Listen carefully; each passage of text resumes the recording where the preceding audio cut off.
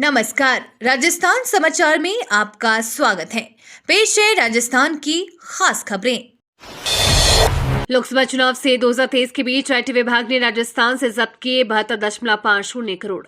देश में लोकसभा चुनाव 2024 का बिगुल बच गया, जिसके साथ देश भर में आचार संहिता लागू आयकर विभाग की टीमें अलर्ट हुई। आयकर विभाग द्वारा राजस्थान राज्य विधानसभा के आम चुनाव 2023 के दौरान उम्मीदवारों और राजनीतिक दलों द्वारा किए गए खर्च की निगरानी की जिम्मेदारी सौंपी गई थी। आयकर विभाग ने प्रदेश भर में लोकसभा चुनाव 2019, विधानसभा चुनाव 2023 के दौरान करोड़ों की नकदी और सोने चांदी के आभूषणों की कुल 72.50 करोड़ रुपए जब्ती की कार्यवाही की गई थी। लोकसभा प्रभारी ने ली चुनाव प्रबंधन समिति एवं कोर कमेटी की बैठक।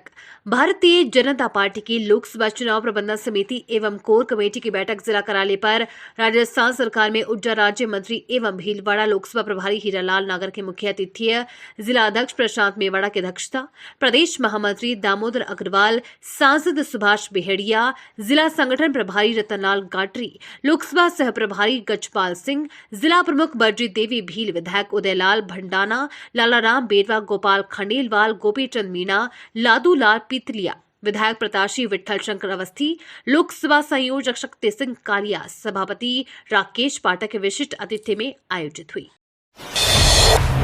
कोर कमेटी की बैठक में राजस्थान बीजेपी करेगी टिकट वितरण पर मंथन। प्रदेश कार्यालय में भारतीय जनता पार्टी प्रदेश कोर कमेटी की बैठक कुछ देर में होने जा रही है। जानकारी के अनुसार ये बैठक भाजपा प्रदेश अध्यक्ष सीपी जोशी की अध्यक्षता में होगी। इस दौरान मुख्यमंत्री भजनलाल शर्मा, पूर्व नेता प्रतिपक्ष राजेंद्र राठौड़, पूर्व प्रदेश अध्यक्ष सतीश पुनिया सहित अन्य नेता भी शिरकत करेंगे। बताया जा रहा है कि बैठक लोकसभा चुनाव की तैयारियों के मंथन को लेकर आयोजित की जा रही है। इस दौरान राजस्थान की शेष बची 10 सीटों पर टिकट और वर्तमान हालात पर चर्चा की जाएगी। इसके अलावा इस बैठक में प्रधानमंत्री नरेंद्र मोदी, गृह मंत्री अमित शाह, पार्टी के राष्ट्रीय अध्यक्ष जेपी नड्डा और केंद्रीय रक्षा मंत्री राजनाथ सिंह सहित अन्य नेताओं के प्रवास को लेकर भी रणनीति तैयार की जाएगी। राजस्थान में ये रहेगा 2 चरणों का पूरा स्केड्यूल। लोकसभा चुनाव के ऐलान के साथ ही अब बीजेपी और कांग्रेस समेत अन्य पार्टियों ने कमर कस ली है। भारत निर्वाचन आयोग ने कल प्रेस कॉन्फ्रेंस का देश भर के पूरे चुनाव स्केड्यूल को मीडिया के साथ साझा किया था। देश भर में 7 चरणों में होने वाले आम चुनाव के तहत राजस्थान में पहले और दूसरे चरण में वोटिंग होगी। पहला चरण 19 अप्रैल और दूसरा चरण 26 अप्रैल को होगा। राजस्थान में पहले चरण में 12 सीटों और दूसरे चरण में 13 लोकसभा सीटों के लिए वोट डाले जाएंगे। वोटों की गिनती देश भर में एक साथ 4 जून को होगी। भारतीय डाक में नौकरी पाने का बढ़िया अवसर। भारतीय डाक में नौकरी की तलाश में भटक रहे युवाओं के लिए एक बेहतरीन अवसर है। इंडिया पोस्ट पेमेंट बैंक ने एग्जीक्यूटिव के पदों पर भर्ती के लिए वैकेंसी निकाली है। जो भी उम्मीदवार इन पदों के लिए आवेदन करने की ख्वाहिश रखते हैं, वे आधिकारिक वेबसाइट IPPBonline.com के जरिए अप्लाई कर सकते हैं। इन पदों के लिए आवेदन प्रक्रिया शुरू हो चुकी है। IPPB के इस भर्ती के माध्यम से कुल 47 पदों पर भर्तियां की जाएगी। उम्मीदवार इन पदों पर आवेदन 5 अप्रैल तक या इससे पहले कर सकते हैं। राजस्थान में कांग्रेस को फिर लगा बड़ा झटका। लोकसभा चुनावों के ऐलान से कुछ घंटे पहले राजस्थान में कांग्रेस को एक बार फिर से बड़ा झटका लगा है।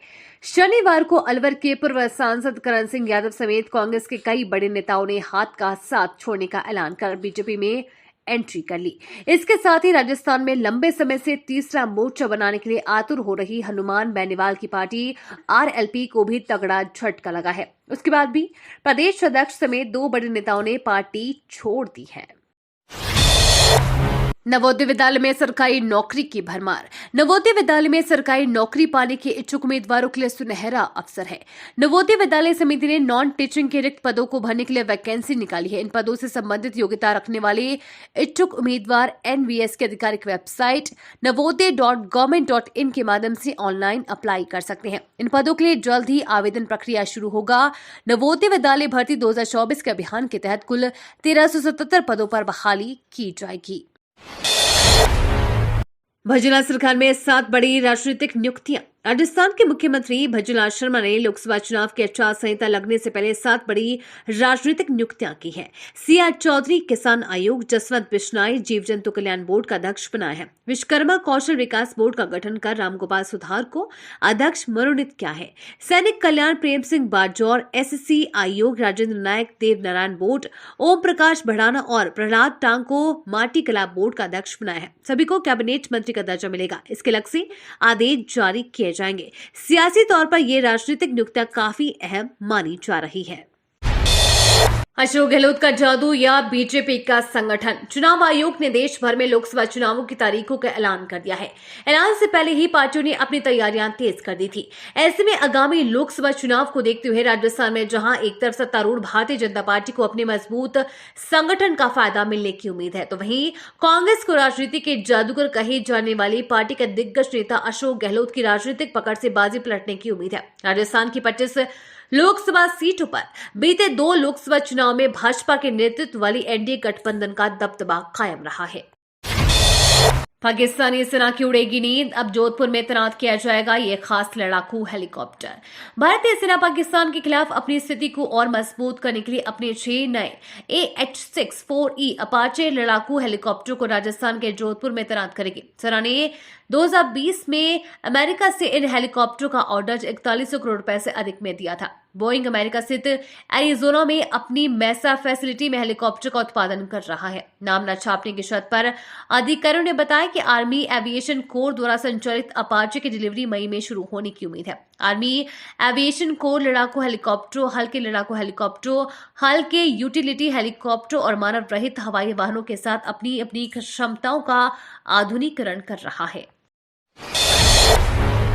यूडीएच मंत्री झाबर सिंह खर्रा सहित 5 के खिलाफ भ्रष्टाचार व धोखाधड़ी मामले में चार्ज तय। जयपुर महानगर द्वितीय की एसीबी कोर्ट ने करीब 18 साल पहले पीएचईडी के पाइप खरीद के 14.14 लाख रुपए के घोटाला मामले में पंचायत समिति श्री माधोपुर सिकर के तत्कालीन प्रधान झाबर सिंह खर्रा व तत्कालीन विकास अधिकारी उमेश सिंह राव सहित 5 लोगों के खिलाफ भ्रष्टाचार निवारण कानून व धोखाधड़ी के चार्ज तय किए हैं। जिन अन्य के खिलाफ ये चार्ज तय हुए हैं उनमें पंचायत समिति के तत्कालीन JAEN कृष्ण कुमार गुप्ता, तत्कालीन कनिष्ठ लेखाकार नेहरू लाल और बंधाला कंस्ट्रक्शन कंपनी के मालिक भैरू राम शामिल हैं। सीएम भजनलाल का दावा, राजस्थान में 25 सीटें जीतेंगे लेकिन इस बार मार्जिन बड़ा होगा।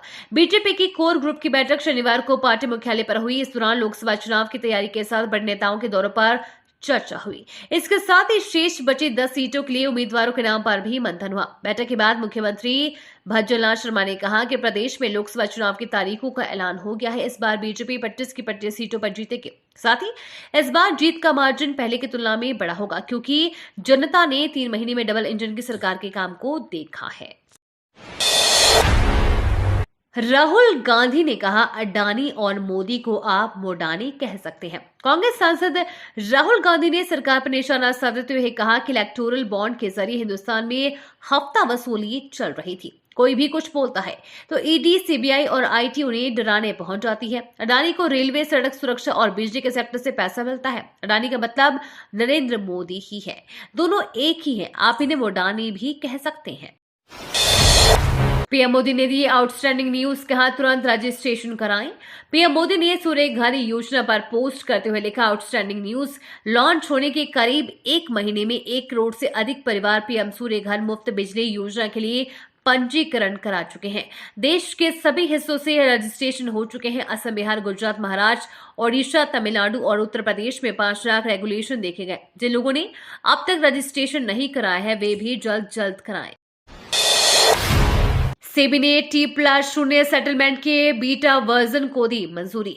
सेबी ने 28 मार्च से ऑप्शनल बेसिस पर T+0 सेटलमेंट के बीटा वर्जन को लागू करने की अनुमति दे दी है। 25 शेयरों और ब्रोकर्स के एक सीमित सेट के साथ T+0 सेटलमेंट के बीटा वर्जन को लॉन्च किया जा रहा है। 3 से 6 महीने तक इसकी प्रोग्रेस देखी जाएगी और इसके बाद इस पर फैसला लिया जाएगा। T+0 सेटलमेंट का मतलब शेयर की खरीदारी और बिक्री का सेटलमेंट एक ही दिन में हो जाएगा। अभी शेयर बाजार T+1 सेटलमेंट पर काम करता है।